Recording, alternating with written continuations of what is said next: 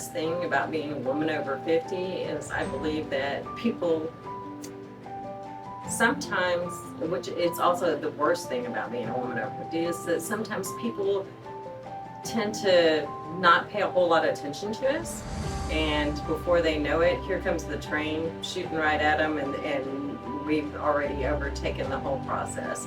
They feel sometimes they're way over intimidated, and they don't know how to deal with it when we do run up on them on the tracks.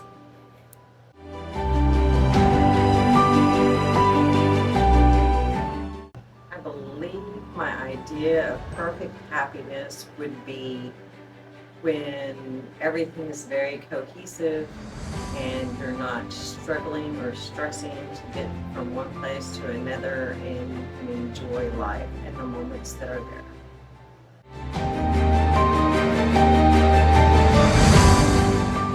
One of my favorite quotes is actually, sometimes you have to break good things to make them better.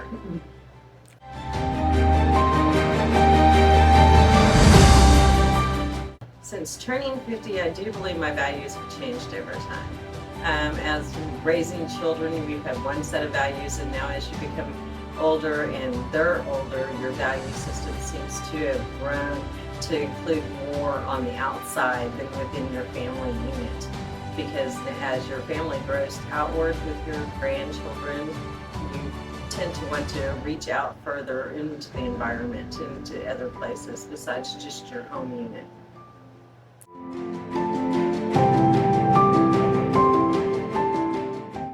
The more I value in life now than what I did before is I look forward to more openness and awareness of things that are going on in the world and the situation around you, instead of just your small community. Everything builds at the community level, but as you reach out further along, you want other things to be more cohesive.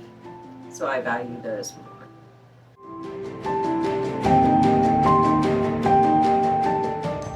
When in my life did I feel the most confident was when you are facing a struggle that you're not sure you're going to make, because you have to do it and you have no choice in the matter.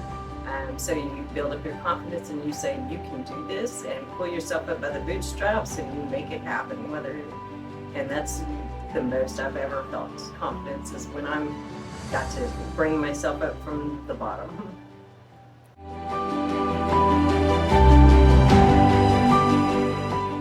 If we're speaking of the younger generations, I think they perceive us as being old fuddy-duddies, stuck in our ways, don't quite understand what the future holds with IA and different computer applications, and we're not foreseeing things. But what they don't understand is we're the generation who brought that all about. So we foresee quite into the future, and we know exactly what's going on.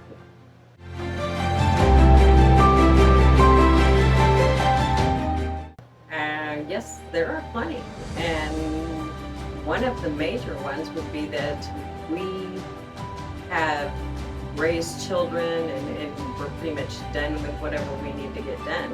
Still, women in their 50s are still wanting to go out there and kick butt and take names and do what needs to get done. So I would like to break that myth that we're ready to retire and kick back and do nothing.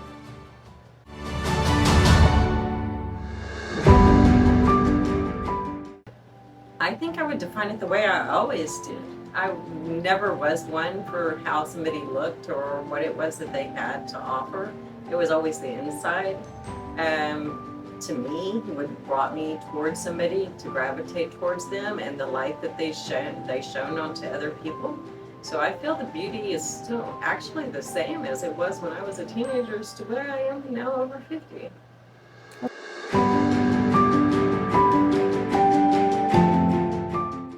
There are moments in our lives that we need to shine, and we need to make sure that other women know they need to shine in those moments in their lives.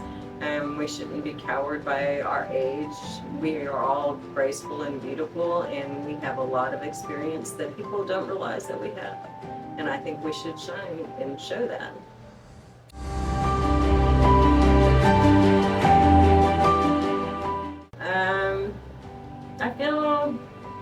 actually kind of good. In the beginning, I did have issues with control, which I did explain that to my photographer.